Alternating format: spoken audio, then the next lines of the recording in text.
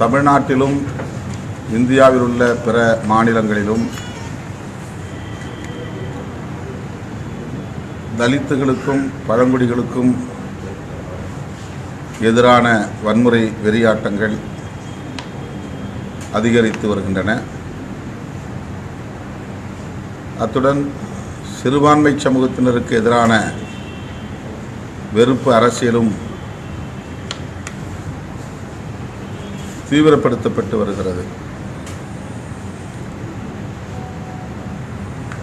சிறுபான்மை சமூகம் என்கிற போது இஸ்லாமியர் கிறித்தவர் மட்டுமின்றி பௌத்தர்கள் சமணர்களும் குறிவைக்கப்படுகிறார்கள். பாஜக ஆட்சி பொறுப்பேற்ற நாளிலிருந்து திட்டமிட்டு இது நிகழ்த்தப்பட்டு வருகிறது.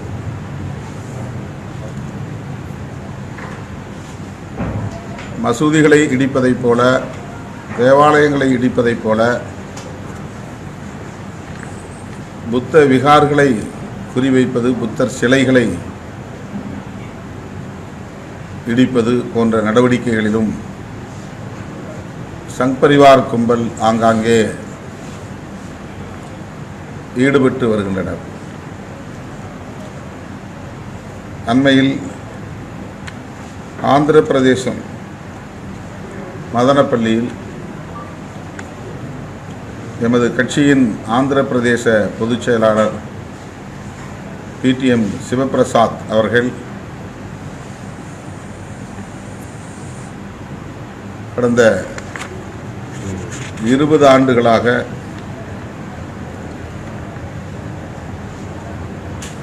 ஒரு மலையில் புத்தருடைய சிலையை நிறுவி பராமரித்து வருகிறார். பொதுமக்கள் அந்த இடத்திற்கு வந்து புத்தரை தரிசித்து வருவது, புத்த பூர்ணிமா போன்ற நிகழ்வுகளை நடத்துவது வாடிக்கையாக இருந்து வருகிறது. ஆனால் திடுமென அந்த சிலையை உடைத்து தலையை துண்டித்து விட்டார்கள். அதை எதிர்த்து வன்முறையில் ஈடுபட்டவர்கள் மீது நடவடிக்கை எடுக்க வேண்டும் என்று உண்ணாவிரதம் இருந்த ஆந்திர மாநில பொதுச் செயலாளர் PTM சிவபிரசாத் அவர்கள் மீது அடுக்கடுக்கான பொய் வழக்குகளை போட்டு அவருக்கு சொல்லனா துயரத்தை ஆந்திர பிரதேச மாநில அரசு செய்து வருகிறது. பிஜேபியோடு அவர்கள் கைகோர்த்த பிறகு அங்கே சந்திரபாபு நாயுடு தலைமையிலான தெலுங்கு தேசம் கட்சி ஆட்சியில் இருக்கிறது என்பதை விட பிஜேபி தான் ஆட்சியை நடத்துகிறது என்று சொல்லக்கூடிய அளவுக்கு காவல்துறை, வருவாய்த்துறை அதிகாரிகள் சங் பரிவார்களின் தொண்டர்களாக மாறிவிட்டார்கள். பௌத்தர்களையும் குறிவைத்து தாக்குகிறார்கள். புத்தர் சிலைகளையும் சேதப்படுத்துகிறார்கள்.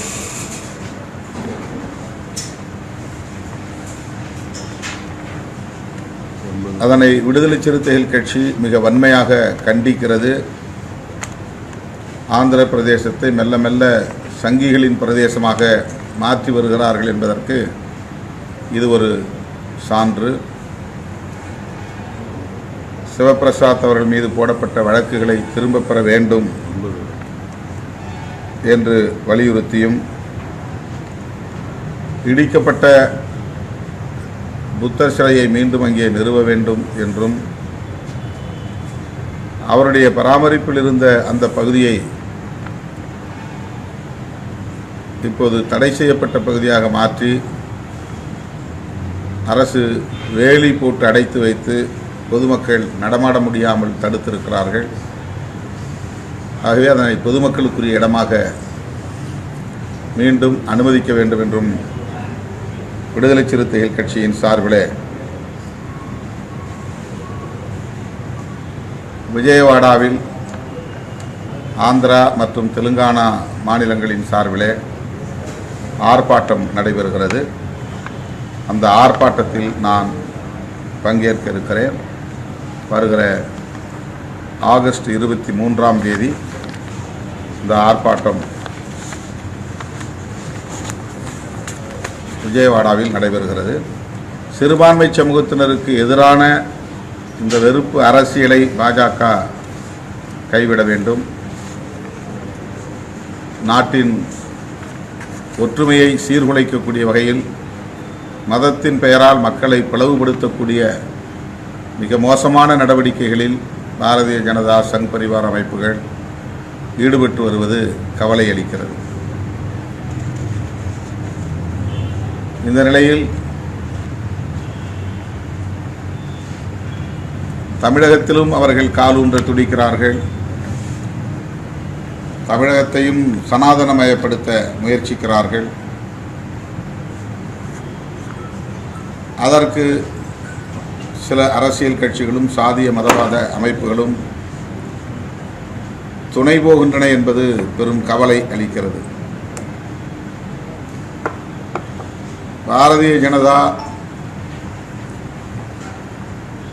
இங்குள்ள சில அரசியல் கட்சிகளோடும் சாதியவாத மதவாத அமைப்புகளோடும் இணைந்து செயல்பட தொடங்கிய பிறகுதான்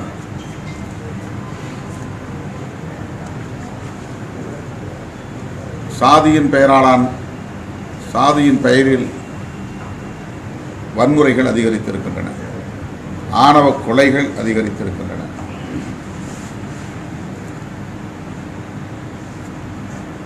நெல்லை அருகே ஆறுமுகமங்கலம் என்கிற கிராமத்தை சார்ந்த மென்பொறியாளர் கவின் செல்வ கணேஷ் மிக கொடூரமான முறையில் வெட்டி படுகொலை செய்யப்பட்டிருக்கிறார். தனி ஒரு நபராக அந்த கொலையை செய்தார் என்று வழக்கு பதிவு செய்யப்பட்டிருக்கிறது. அந்த கொலையில் மேலும் சிலர் ஈடுபட்டிருக்கலாம், உடன் அந்த இடத்தில் இருந்திருக்கலாம் என்று யூகிக்க முடிகிறது. செல்வ கணேஷுடைய பெற்றோரும் அந்த சந்தேகத்தை முன்வைக்கிறார்கள். எனவே தமிழ்நாடு அரசு சிபிசிஐடி விசாரணைக்கு இதனை மாற்றியிருக்கிறது என்றாலும் கூட ஸ்பெஷல் இன்வெஸ்டிகேஷன் டீம் சிறப்பு புலனாய்வு விசாரணைக்கு அதை மாற்ற வேண்டும். உயர்நீதிமன்ற கண்காணிப்பின் கீழ் அந்த புலனாய்வு மேற்கொள்ளப்பட வேண்டும் என்று விடுதலை சிறுத்தைகள் கட்சி வலியுறுத்துகிறது. அத்துடன் ஆணவ கொலைகள் தடுப்புச் சட்டம் இயற்றப்பட வேண்டும் என்று வலியுறுத்துகிறோம். மாநில அரசுக்கு அந்த அதிகாரம் உண்டு. சாதியின் பெயரால் மதத்தின் பெயரால் நடக்கிற ஆணவ கொலைகள் தேசிய அளவில் நடைபெறும் குற்ற நடவடிக்கைகளாகும். ஆகவே இந்திய ஒன்றிய அரசு ஆணவ கொலைகள் தடுப்புச் சட்டத்தை இயற்றுவதுதான் மிகவும் சரியானது. ஆனால் பாஜக அதில் ஆர்வம் காட்டவில்லை. இதுவரையில் கவின் செல்வ கணேஷ் படுகொலையை கண்டித்து பாஜக தரப்பை சார்ந்த யாரும், ஆர்எஸ்எஸ் உள்ளிட்ட சங்க பரிவாரங்களை சார்ந்த யாரும் கண்டனம் தெரிவிக்கவில்லை என்பதும் கவனத்திலே கொள்ள வேண்டும். இதுபோன்ற ஆணவ கொலைகளை ஊக்கப்படுத்தக்கூடியவர்களாக அவர்கள் இருக்கிறார்கள். சாதி பெருமைகளை ஊக்கப்படுத்துகிறார்கள். ஆகவே சாதியவாத மதவாத அமைப்புகளை கண்காணிக்க வேண்டும், அவர்களின் நடவடிக்கைகளை கண்காணிக்க வேண்டும், முன்னெச்சரிக்கை தடுப்பு நடவடிக்கைகளில் ஈடுபட வேண்டும்.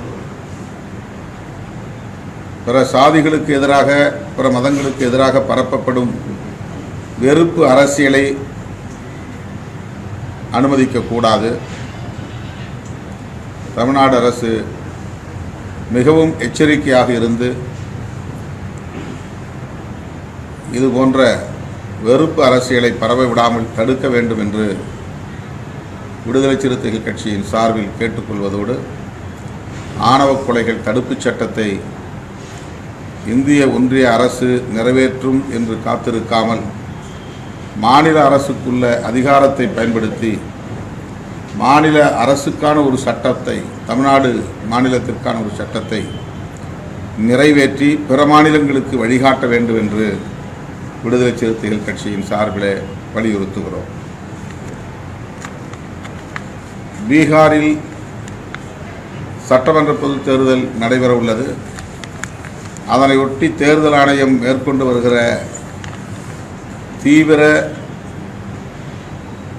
சிறப்பு தீவிர வாக்காளர் பட்டியல் திருத்தம் அது மிகவும் விமர்சனத்திற்குள்ளாகி இருக்கிறது, கடும் கண்டனத்திற்குள்ளாகி வருகிறது. SIR என்று சொல்லப்படக்கூடிய ஸ்பெஷல் இன்டென்சிவ் ரிவிஷன் நிறுத்தப்பட வேண்டும் என்று காங்கிரஸ் உள்ளிட்ட எதிர்க்கட்சிகள் அனைத்தும் மக்களவையிலும் மாநிலங்களவையிலும் வலியுறுத்தி வருகிறோம். ஆனால் அதை விவாதிப்பதற்கு கூட நாடாளுமன்ற மக்களவைத் தலைவர், மாநிலங்களவைத் தலைவர் அனுமதிக்கவில்லை. இதனால் தொடர்ந்து நாடாளுமன்ற மழைக்கால கூட்டத்தொடர் தொடங்கிய நாளிலிருந்து எதிர்க்கட்சிகளின் போராட்டங்கள் நடைபெற்று வருகின்றன. 2003க்கு முன்னால் வாக்காளர்களாக தங்களை பதிவு செய்து கொண்டவர்கள் மற்றும் 2003க்கு பின்னால் வாக்காளர்களாக பதிவு செய்து கொண்டவர்கள் என்று இரு தரப்பாக பிரித்து 2003க்கு பின்னால் பதிவு செய்தவர்கள் தாங்கள் அந்த பகுதியில் குடியுரிமை பெற்றவர்களாக வாழ்கிறார்கள் என்பதை உறுதிப்படுத்தும் வகையில் ஆவணங்களை ஆன்லைன் மூலம் பதிவேற்றம் செய்ய தேர்தல் ஆணையம் வலியுறுத்துகிறது. அந்த நடவடிக்கையின்படி இதுவரையில் பீகாரில் 65 லட்சம் வாக்காளர்களை வாக்காளர் பட்டியலில் இருந்து நீக்கியிருக்கிறார்கள் என்பது அதிர்ச்சி அளிக்கிறது. மேலும் பல லட்சம் பேரை நீக்குவதற்கு வாய்ப்பு இருக்கிறது என்றும் சொல்லப்படுகிறது. இவ்வாறு வாக்காளர் பட்டியலில் இருந்து நீக்கம் செய்யப்பட்டவர்களில் பெரும்பான்மையானவர்கள் சிறுபான்மை மற்றும் பட்டியல் சமூகங்களை சார்ந்தவர்கள் என்று உறுதிப்படுத்தப்பட்டிருக்கிறது.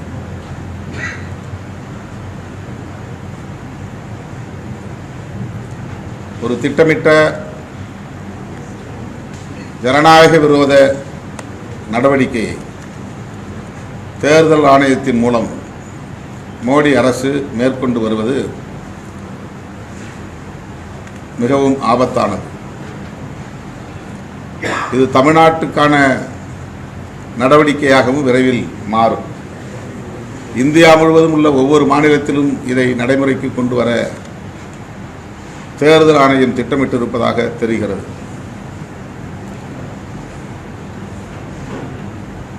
வடமாநிலங்களை சார்ந்தவர்கள் இன்றைக்கு தமிழ்நாட்டில் ஏறத்தாழ 70 லட்சம் 80 லட்சம் பேர் தொழிலாளர்களாகவும் வியாபாரிகளாகவும் இங்கே குடியேறி இருக்கிறார்கள் என்ற புள்ளி விவரம் கிடைக்கிறது. அவர்களை எல்லாம் இங்கே வாக்காளர்களாக சேர்க்கிற முயற்சியும் அண்மை காலமாக வந்து போகிற அவர்களை தமிழ்நாட்டின் வாக்காளர்களாக சேர்க்கிற முயற்சியும் அவர்களின் செயல் திட்டத்திலே இருப்பதாக சொல்லப்படுகிறது. எனவே இது குறித்து தமிழ்நாடு முதலமைச்சர் அவர்கள் ஒரு விரிவான விவாதத்தை நடத்துவதற்கு அனைத்து கட்சி கூட்டத்தை கூட்ட வேண்டும் என்று விடுதலை சிறுத்தைகள் கட்சி வேண்டுகோள் விடுக்கிறது.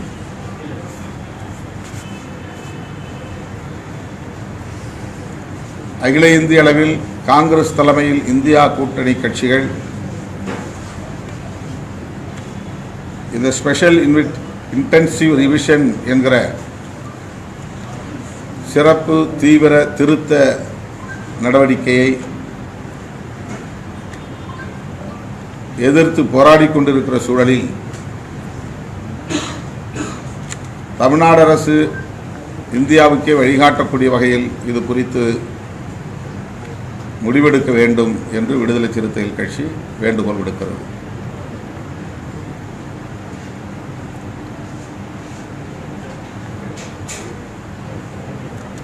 ஆணவ கொலைகள் தடுப்புச் சட்டத்தை நிறைவேற்ற வேண்டும் என்று வருகிற 9ஆம் தேதி ஆகஸ்ட் விடுதலை சிறுத்தைகள் கட்சியின் சார்பில் தலைநகர் சென்னையில் எனது தலைமையிலும் அனைத்து மாவட்டங்களிலும் ஆர்ப்பாட்டம் நடைபெறும் என்று அறிவிக்கிறேன்.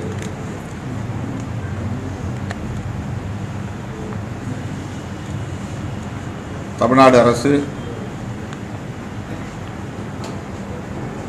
திராவிட முன்னேற்றக் கழகம் ஏற்கனவே இது குறித்து தேர்தல் வாக்குறுதியில்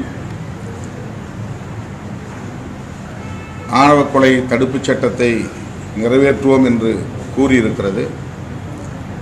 ஆகவே அதை நடைமுறைப்படுத்த வேண்டும் என விடுதலை சிறுத்தைகள் கட்சி வேண்டுகோள் விடுக்கிறது.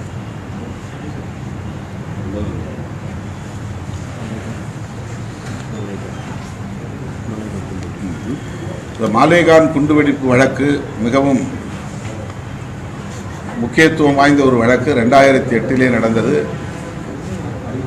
அதில் தொடர்புடைய 7 பேரும் இப்போது விடுவிக்கப்பட்டிருக்கிறார்கள்.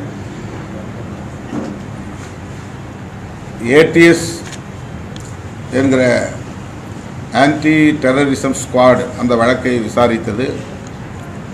பின்னர் அதனை என்ஐஏ விசாரணைக்கு மாற்றினார்கள். தீர்ப்பளிக்கக்கூடிய கடைசி நேரத்தில்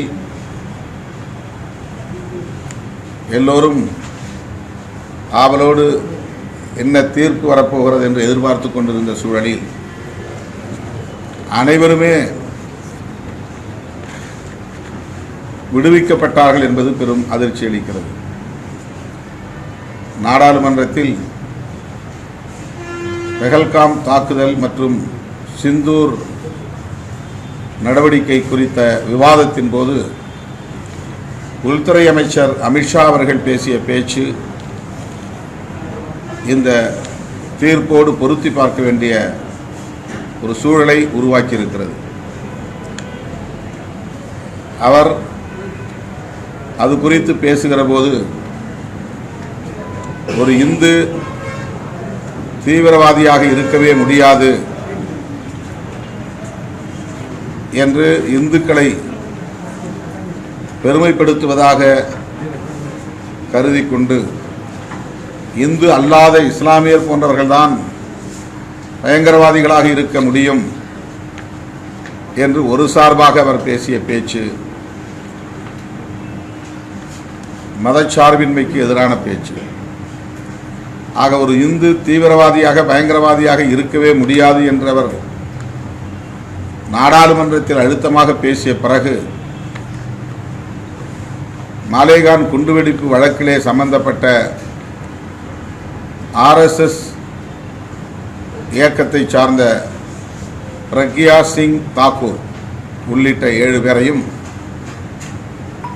ஆதாரங்கள் இருந்தாலும் கூட எப்படி தண்டிக்க முடியும் என்கிற ஒரு நெருக்கடியை என்ஐஏ விசாரணை அதிகாரிகளுக்கு மறைமுகமாக அமித்ஷா அவர்கள் தந்திருக்கிறார் என்றுதான் எண்ண தோன்றுகிறது. இந்த தீர்ப்பு பிரக்யா சிங் அவர்கள் பயன்படுத்திய இருசக்கர வாகனத்தில் வெடிகுண்டு அல்லது வெடிமருந்து இருந்தது என்பதை உறுதிப்படுத்தவில்லை. அந்த இருசக்கர வாகனம் அவருடையது என்பதையும் உறுதிப்படுத்தவில்லை என்ற காரணத்தை சொல்லி விடுதலை செய்திருக்கிறார்கள். ஆக நீதித்துறையையும் அல்லது புலனாய்வு விசாரணைகள் அனைத்தையும் பாஜக அரசு தமது முழுமையான கட்டுப்பாட்டில் வைத்து ஆட்டி படைக்கிறது என்கிற எண்ணத்தையே இது உருவாக்குகிறது. இதன் மூலம் சங்க பரிவாரங்களை மேலும் ஊக்கப்படுத்துகிறது இந்த அரசு. இதுபோன்ற தீவிரவாத பயங்கரவாத நடவடிக்கைகளில் ஈடுபட்டாலும் தப்பித்து விடலாம் என்கிற எண்ணத்தை அவர்களுக்கு இது உருவாக்குகிறது. எனவே இந்த தீர்ப்பு மக்களுக்கு எதிரானது, நீதிக்கு எதிரானது என்று விடுதலை சிறுத்தைகள் கட்சி சுட்டிக்காட்டுகிறது.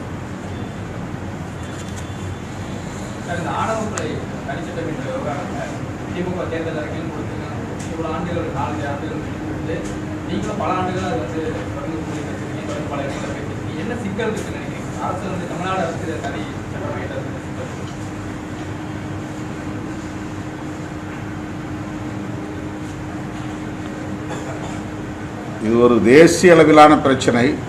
ஆகவே இந்திய ஒன்றிய அரசு இந்த சட்டத்தை இயற்ற வேண்டும் என்கிற ஒரு நிலைப்பாட்டை மாநில அரசுகள் எடுப்பதாகத்தான் கருத்து நிலவுகிறது. தமிழ்நாடு உட்பட மாநில அரசுக்கும் சட்டம் ஒழுங்கு என்கிற அடிப்படையிலே அதிகாரம் இருக்கிறது என்று நாம் சுட்டிக்காட்டுகிறோம், வலியுறுத்துகிறோம், தொடர்ந்து வலியுறுத்துவோம்.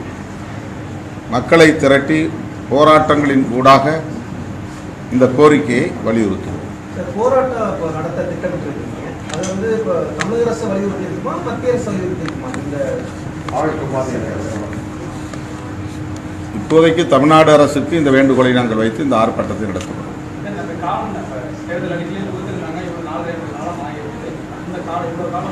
அதுக்கு அவங்க தான் விளக்கம் சொல்லணும், அவங்கள்ட்ட கேளுங்க. இல்லை, இப்போ தொடர்ந்து சமூக வலைதளத்தில் நம்ம பார்க்கும்போது 2 சமூகத்தை சேர்ந்தவர்கள் வன்மத்தை தூண்டுற வகையில் அரசியல் தலைவர்கள் பேசிட்டே வர்றாங்க. சம்பவம் நடந்திருக்கு.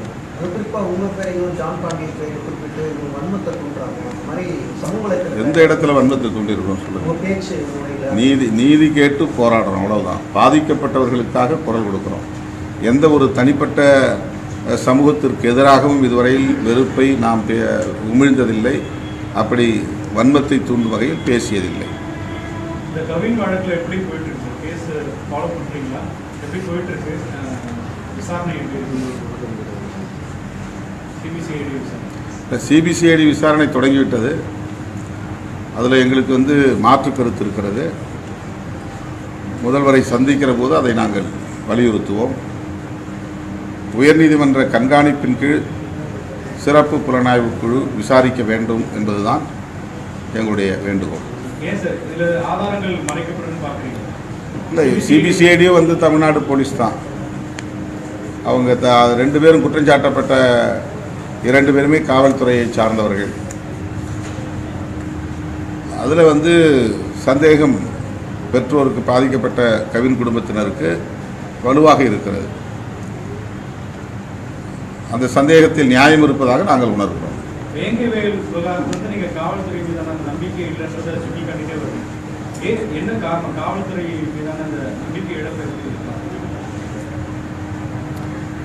பொதுவாகவே ஒரு ஆன்டி தலித் ஸ்ட்ரைக்குங்கிறது நேஷனல் லெவலில் இருக்குது. இது தமிழ்நாடு மட்டும் இல்லை, இந்த வேங்கவேல் பிரச்சனை மட்டும் இல்லை. தலித்துகளுக்கு எதிரான வன்கொடுமைகளை விசாரிக்கக்கூடியவர்கள் மிக இலகுவாக ஆதிக்க சாதியினரின் அழுத்தத்திற்கு ஆளாகி விடுகிறார்கள். இந்த வழக்கை வெற்றிகரமாக நடத்தி குற்றங்களில் ஈடுபட்டவர்கள் மீது தண்டனை வாங்கி தர வேண்டும் என்பதில் தீவிரம் காட்டுவதில்லை. பெரும்பாலான வழக்குகள் நீர்த்து போய்விடுகின்றன. இது இந்தியா முழுவதும் உள்ள நிலைமை. தமிழ்நாட்டிலும் அது, எந்த கட்சி ஆட்சியில் இருந்தாலும் தமிழ்நாட்டிலும் அது இருக்கிறது. அதனால்தான் பியூரோக்ராட்ஸ்க்குன்னு ஒரு தனி அணுகுமுறை இருக்கிறது என்பதை நான் அவ்வப்போது சுட்டி காட்டுகிறேன். தலித் விரோத அணுகுமுறை பரவலாக இருக்கிறது. எல்லோருக்கும் சொல்ல முடியாது, பரவலாக இருக்கிறது. பெரும்பாலான வழக்குகள் குற்றவாளிகளை தண்டிக்காமலேயே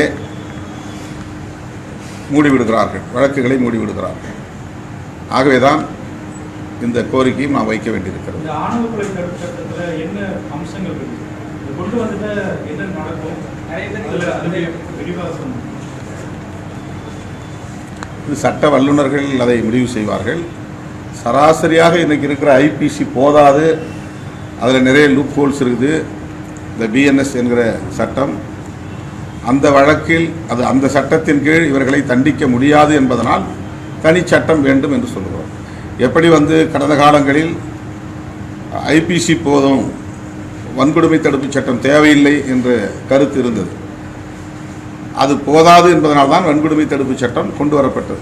அது நடைமுறையில் எந்த அளவுக்கு இருக்கிறது என்பது வேறு. ஆனால் ஒரு சட்டம் இருப்பதனால் இந்த சட்டத்தை நடைமுறைப்படுத்துங்கள் என்று வலியுறுத்துகிறோம். இந்த சட்டங்களை நடைமுறைப்படுத்துங்கள் என்று வலியுறுத்த முடிகிறது. அதை போல ஆணவ கொலைகள் தடுப்பு சட்டம் வந்தால் அந்த சட்டத்தின்படி நடவடிக்கை எடுக்க வேண்டும் என்று வலியுறுத்துவதற்கு ஒரு இடம் இருக்கிறது, ஒரு ஸ்பேஸ் உருவாகிறது. இந்த சட்டத்தை இது போன்ற சம்பவங்களை தடுக்க முடியும். சோஷியல் அவேர்னஸ் இல்லாமல் கல்வி தொடர்பான ஒரு வெறும் வேலைவாய்ப்புக்கான கல்வியாக இல்லாமல் சமூக நல்லிணக்கத்திற்கான ஒரு கல்வி, மனித உரிமை விழிப்புணர்வுக்கான கல்வி நமக்கு தேவைப்படுகிறது. பட்டதாரிகளாக இருக்கிற பலர் சாதி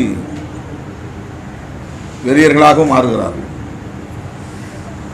எனவே சமூக தளத்திலும் கலாச்சார தலங்களிலும் சாதி உணர்வுகளை தூண்டுகிற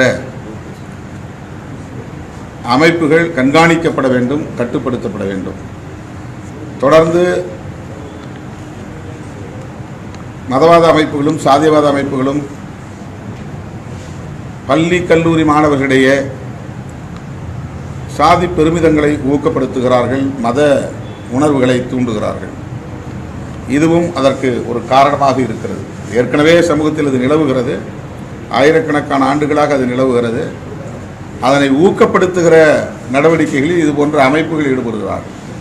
அவர்கள்தான் சாதிய வன்மங்களுக்கு காரணமாக இருக்கிறார்கள் என்பதுதான் யதார்த்தமான உண்மை. ஓபிஎஸ் அவர்கள் ஒரு கூட்டணிக்கு வந்து ஏற்றுக்கொள்வீங்களா? அவர் நிரந்தர நண்பர்களே பகிர்ந்து அவருடைய கூட்டணிக்கு வந்தால் ஆரோக்கியமாக பார்க்குறீங்க. கூட்டணி வலிமை பெற்றால் மகிழ்ச்சி தான். யார் யாரை கூட்டணிக்குள்ளே இணைக்க வேண்டும் என்று முடிவெடுக்கிற அதிகாரம் கூட்டணியின் தலைவருக்குத்தான் உண்டு.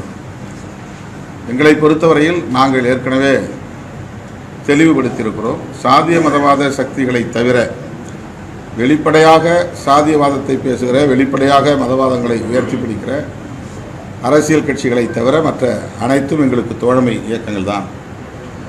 அவர்களோடு எங்களால் இணைந்து பயணிக்க முடியும். ஆகவே ஓபிஎஸ் அல்லது தேமுதிக போன்ற தலைவர்கள், கட்சிகள் திமுக கூட்டணிக்கு வறுமையானால் அது எங்களுக்கு எந்த நெருக்கடியும் இல்லை, எந்த சிக்கலும் இல்லை. பாஜகவினுடைய முகமாக ஓபிஎஸ் நீங்கள் தொடர்ச்சியாக விமர்சனம் பண்ணிட்டு இருந்தீங்க. இப்போ பாஜகவை விட்டு விலகினாலும் அதனுடைய தாக்கம் இல்லாமல் இருக்கு பார்க்கிறீங்க. அந்த பிடியிலிருந்து அவர் கலந்து வெளியே வருகிறார் என்பதே ஒரு பெரிய மாற்றம்தான். முதலில் அதற்காக அவரை நான் வரவேற்கவும் பாராட்டவும் கடமைப்பட்டிருக்கிறேன். நீங்கள் தொடர்ந்து கவனிச்சுட்டே இருக்கீங்க. நான் அனுமதி கேட்டேன், அனுமதி பிரதமர் சந்திப்பு அனுமதி கொடுக்கல. காரணம் ஏதோ ஒன்று, என்ன காரணமோ வெளியே வந்துட்டேன், என்டிஏவில் நான் இல்லை அப்படின்னு சொல்கிறார்ல, அது போதும். அதனால தான் அவருக்கு நல்ல காலம் பிறந்திருக்குன்னு நான் சொன்னேன். தினம் தினம் ஒன்றிய அரசு என்ன அநீதியை இழைச்சிருக்கு, தினம் தினம் போராட்டம் நடத்துவதற்கு அப்படின்னு தமிழிசை கேள்வி வச்சிருக்காங்க. அதோட சேர்த்து கலைஞர் இன்று இருந்திருந்தால் பாஜகவை ஆதரிச்சிருப்பாங்க அப்படின்னு இன்னைக்கு காலையில தமிழிசை சவுந்தரராஜன் சொல்லியிருக்காங்க. அவங்களுக்கு எல்லா உண்மைகளும் தெரியும், தெரியாத மாதிரி அவர் பேசுகிறார். அவருடைய கட்சிக்கு அவர் விசுவாசமாக இருக்க வேண்டும். அதனால் அந்த கருத்தை சொல்கிறார், அவ்வளவுதான். பாஜக வேறு காரணங்களுக்காக விமர்சிக்கப்படவில்லை. அவர்கள் பேசுகிற அரசியல் வெகுமக்கள் விரோத அரசியலாக இருக்கிறது, அவ்வளவுதான். தனிப்பட்ட முறையில் எந்த காழ்ப்பும் இல்லை. கடந்த நாடாளுமன்ற தேர்தலில் மிகப்பெரிய மோசடி நடந்திருக்கு. 100 இடங்களுக்கும் அதிகமான இடங்களில் மோசடி நடந்திருக்கு. ராகுல் காந்தி குற்றச்சாட்டு வச்சிருக்காரு. பிரதமர் மோடி இதை முன்னெடுத்து பண்ணியிருக்காரு அப்படின்னு சொல்லி தேர்தல் ஆணையம் பாஜக கட்டுப்பாட்டுக்கே முழுவதும் போயிருக்காரு.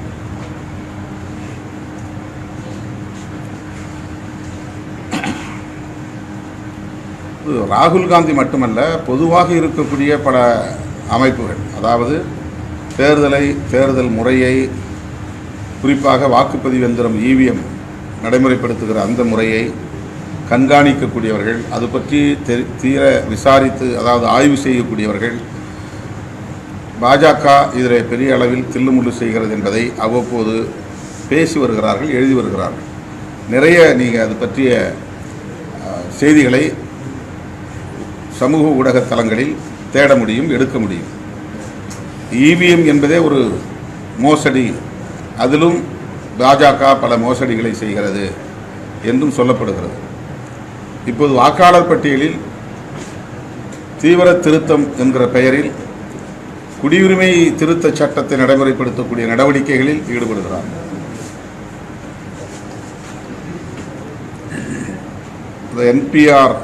NRC என்று சொல்லக்கூடிய NRC, national registration of citizens, அந்த பதிவுகளை செய்ய சொல்லி வற்புறுத்துகிறார்கள். இதெல்லாம் வழக்கமான தேர்தல் ஆணையத்தின் நடைமுறை அல்ல. இப்போ நிறைய இடங்களில் அவ்வப்போது வாக்காளர் பட்டியலில் திருத்தம் செய்யலாம், சேர்க்கை ஆட் பண்ணலாம், அடிஷன்ஸ், நீக்கம், டெலிஷன், இதை செய்யலாம். அந்த மாதிரி இல்லை. இப்போ நாம் இந்த நாட்டின் குடிமகன் தான் என்பதை உறுதிப்படுத்துவதற்கான ஆதாரங்களை காட்டச் சொல்கிறார்கள்.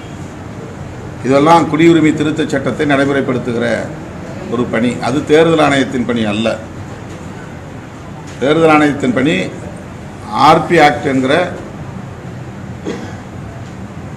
அந்த சட்டத்தை நடைமுறைப்படுத்த வேண்டும்.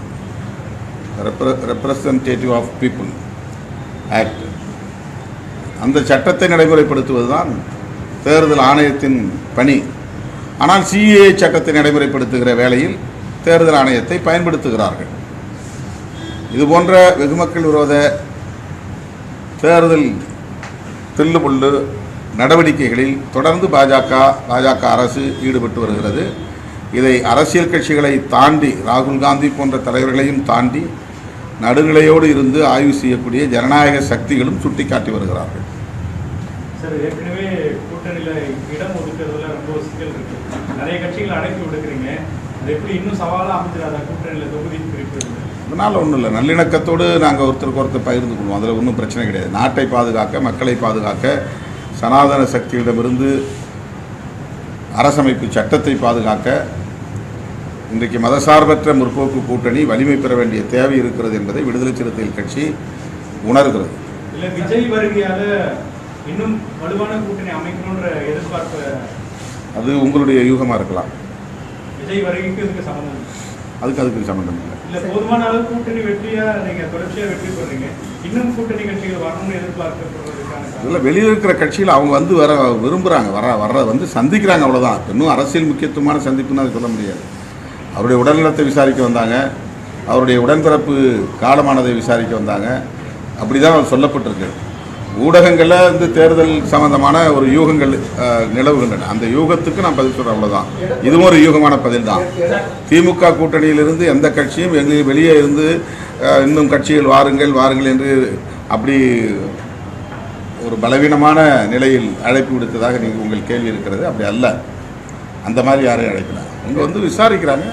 ஒருவேளை அவங்க கூட்டணிக்கு வந்தால் அப்படின்னு நீங்கள் கேட்டதுனால வந்தால் வரவேற்போம், அவ்வளோதான். எடப்பாடி பழனிசாமி போகிற இடம் எல்லாமே மக்கள் கூட்டம் அதிகமாக கூடுது. வெற்றி இப்போவே கண்ணுக்கு தெரியுது. அந்த மாதிரி ஒரு பேச்சு உரைகள் அது ரொம்ப மகிழ்ச்சி. மக்கள் செல்வாக்கு இருந்தால் ரொம்ப சந்தோஷம். ஆனால் தேர்தல் நேரத்தில் மக்கள் எப்படி தீர்ப்பளிப்பார்கள் என்பதை அந்த நேரம், அந்த காலம் முடிவு செய்யும்.